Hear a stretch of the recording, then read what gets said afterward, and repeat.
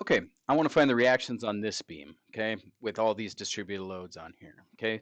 So I'm going to draw the free body diagram. We're going to have to replace those distributed load with points loads, okay? First of all, I'm going to throw in my reaction forces.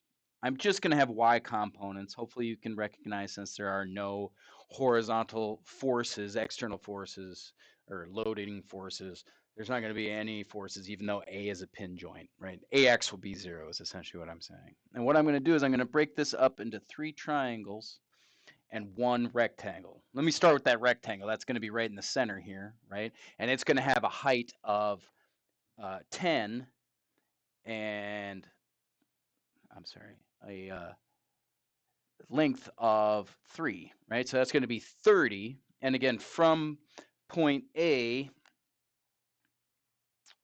that's going to be 1.5 like that. Okay.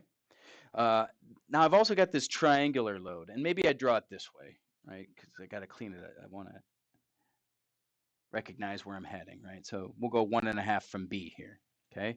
Because I've also got this triangular load. That's the load on the top there, and that's going to come down right about here, and that's going to be 1/3 of the way, or 1 meter from the flat side of that triangle over on the left side. And the area of this guy is going to be 1/2 times the 3.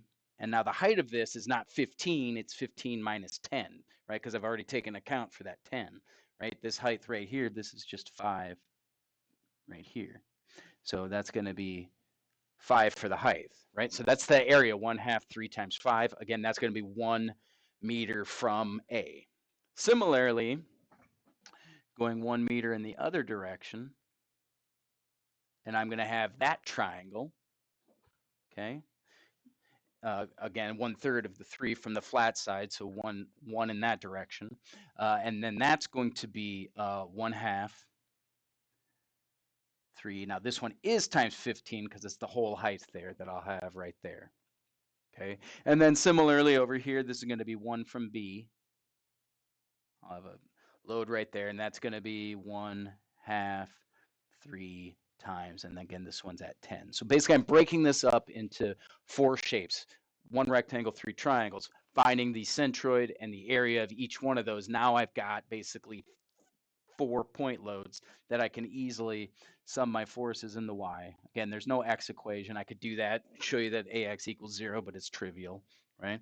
So in the y direction, I've got a plus b going up, and then I have negative 22.5. I have negative 7.5, and I have negative 30, and I have negative 15. Okay, and again, those are those forces from basically left to right, as I have there. They're all going down, right? So each one of those forces given right there. Okay, then I can sum the moments. I'll do the moments about A. That means B is going to be 3 times B. Okay, and then I've got a bunch of moments here.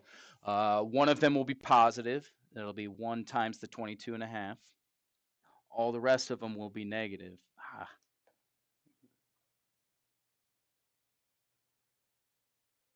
Okay, then I'll have negative 1 times 7.5. I'll have negative 1.5 times 30. And I'll have negative, that'll be 4.5, no, 4, because it's 3 plus 1 times 15 equals 0. From that, I can solve for B, and I find B equals 30 kilonewtons. Once I know B, I can plug it into the top equation and find that A equals 45 kilonewtons. So again, with distributed loads, just break them up uh, into simpler shapes. Okay, you'll get an area and a centroid, and you can apply those uh, and then treat them as concentrated loads at that point, and then you can easily solve the problem as any other statics problem that we've done.